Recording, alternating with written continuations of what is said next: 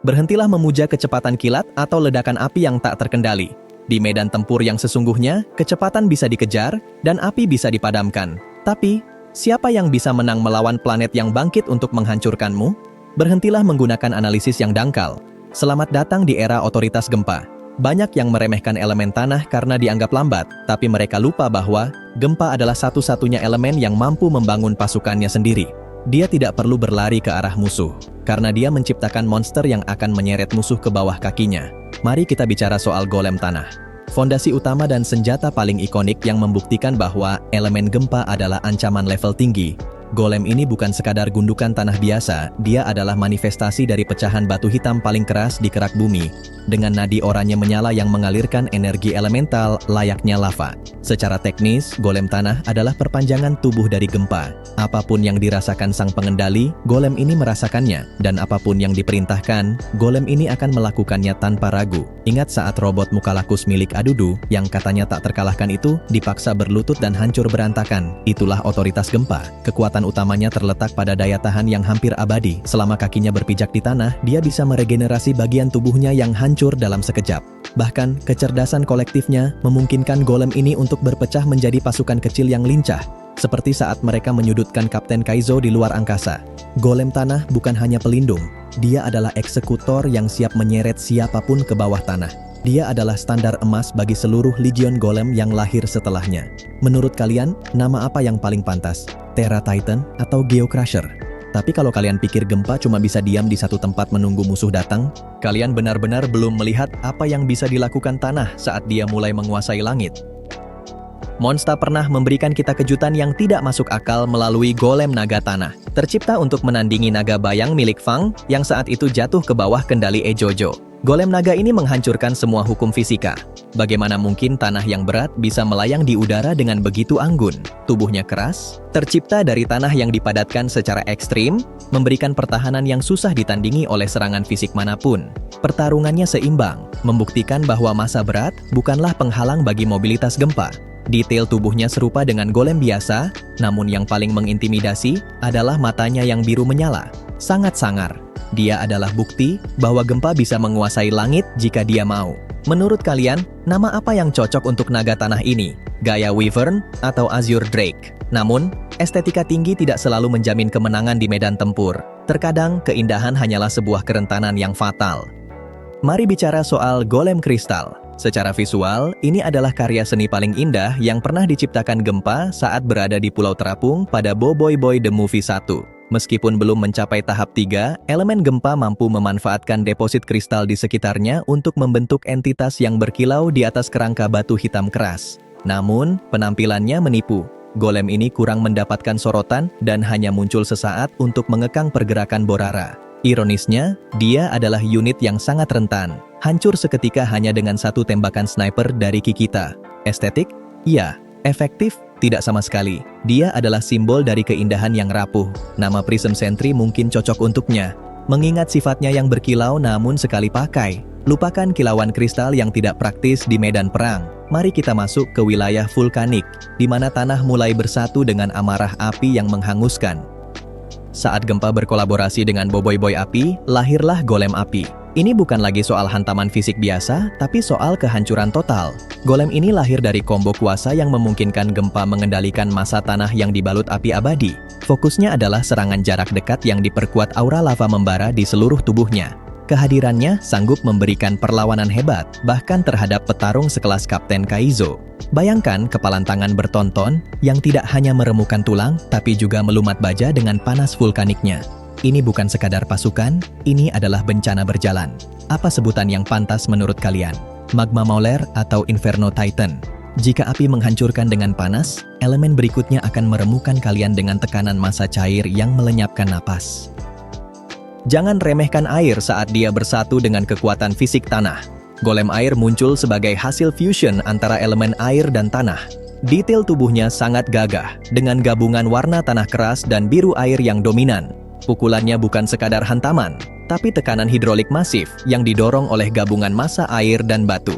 Dia terlihat lebih tenang dan gagah, namun setiap gerakannya memiliki daya hancur yang lincah dan mematikan. Golem ini membuktikan bahwa gempa bisa beradaptasi dengan segala aspek material di medan tempur untuk dijadikan senjata. Nama Tide Guardian atau Ocean Smasher rasanya cukup mewakili kekuatannya. Tapi tidak semua golem dikendalikan oleh gempa sendirian. Beberapa lahir dari bayang-bayang yang paling gelap. Inilah golem bayang milik Feng, sebuah anomali di mana kuasa bayang bergabung dengan pondasi tanah milik gempa. Feng mengendalikan golem ini untuk memudahkan sang pengendali utama mendominasi lawan. Golem ini adalah pembunuh di dalam gelap, lincah, bisa menghilang, dan menyerang dari titik buta yang tak terduga, bahkan mampu menyudutkan Kapten Kaizo. Warna hitam pekatnya memberikan kesan misterius, sekaligus mematikan saat dipadukan dengan batu keras. Kombo antara golem api, air, dan bayang bahkan sanggup memecahkan topeng Kaizo. Selain golem bayang, mungkin nama Umbra Sentinel terdengar lebih pantas untuk sang penguasa kegelapan ini. Namun, kekuatan sebesar apapun bisa menjadi kutukan jika musuh mampu mengubah struktur dasarmu menjadi sesuatu yang tak berguna. Sekarang kita bahas hal yang menyakitkan, golem kaca. Ini bukan bagian dari evolusi gempa, melainkan penghinaan terhadap molekul tanah. Saat terjebak dalam gravitasi Yaya yang dikendalikan Ejojo, kuasa Gopal dipaksa untuk menukar molekul golem tanah menjadi kaca bening. Hasilnya mengerikan. Golem ini hancur seketika hanya dengan satu pukulan ringan tanpa bisa beregenerasi. Ini adalah pertama kalinya gempa melihat senjatanya dikhianati dan hancur tanpa sisa. Ini membuktikan satu hal. Sekuat apapun pertahanan tanah, jika strukturnya diubah secara molekuler, dia hanyalah sampah. Kejadian ini membuat Ochobot dan sang pengendali terdiam melihat senjata andalan mereka hancur begitu saja. Pahami itu baik-baik. Ditinggalkan oleh alam, teknologi mencoba mengambil alih. Inilah saat besi mencoba menantang tanah. Kehebatan gempa memicu rasa iri bagi mereka yang lemah. Adudu mencoba menirunya melalui Boboibot dengan menciptakan golem besi atau golem 2.0. Secara visual, ini adalah puncak desain robotik, campuran logam dan tanah yang membuatnya mirip Transformers atau Gundam. Full logam, lebih keras, dan lebih berat. Dia bahkan sempat mengalahkan golem tanah asli karena faktor kepadatan besi yang superior. Namun, besi buatan manusia tidak punya jiwa. Dia hanya mesin yang akan berkarat, sementara tanah akan selalu ada selamanya. Apakah kalian setuju nama Steel Colossus atau Iron Monarch cocok untuk robot ini? Tapi teknologi hanyalah mainan sebelum kalian melihat entitas yang ukurannya melampaui akal sehat manusia. Tundukkan kepala kalian di hadapan Gargantua Ice, fusion antara elemen gempa dan ice yang melahirkan entitas terbesar dalam sejarah Boboiboy. Ukurannya setinggi bendungan raksasa di movie 2. Dia muncul bukan untuk bertarung lari-larian, tapi untuk menunjukkan otoritas absolut. Cukup dengan keberadaannya, dia membekukan bendungan yang hancur karena ulah retaka. Gargantua Ice adalah pesan bahwa saat gempa mencapai puncaknya, dia tidak lagi bertarung, dia memerintah. Bayangkan visual raksasa ini muncul kembali di masa depan dengan skala pertempuran yang lebih luas. Nama Gargantua sudah sangat pas, simbol kebesaran yang tak terjangkau. Tapi jangan lupakan, bahkan setelah semua legion ini, gempa masih memiliki kartu as terakhirnya. Terakhir, kita bicara soal golem tanah versi baru yang muncul di movie 2. Saat dilatih Tokasa, gempa membangkitkan golem yang jauh lebih besar, lebih kuat, dan memiliki desain yang lebih gagah. Warnanya lebih gelap, mencerminkan kematangan elemen tanah yang sesungguhnya. Golem ini bahkan sanggup mengekang Retaka dalam pertempuran di markas Tapops agar Solar bisa meluncurkan serangannya. Meskipun akhirnya kalah karena faktor penyerapan kuasa, kehadiran golem ini adalah peringatan.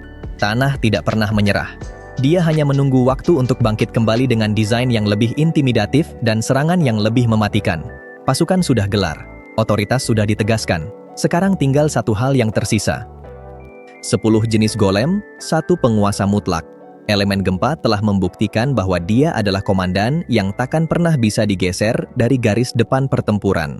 Dari golem tanah yang paling setia hingga Gargantua Ice yang melampaui logika, dia adalah arsitek yang membangun, memimpin, dan mendominasi setiap jengkal tanah yang kita pijak. Sekarang, saya ingin menantang kalian. Di antara seluruh legion yang sudah kita bedah tadi, mana yang menurut kalian paling layak menyandang gelar senjata terkuat? Berikan argumen kalian berdasarkan fakta dan efektivitas di medan tempur, bukan sekadar karena tampilan luarnya saja. Sebab di dunia elemen gempa, hanya mereka yang memiliki dasar pemikiran yang kuatlah yang akan bertahan. Berhentilah melihat hanya dari apa yang tampak di permukaan. Pahami otoritasnya, dan tentukan pilihan kalian.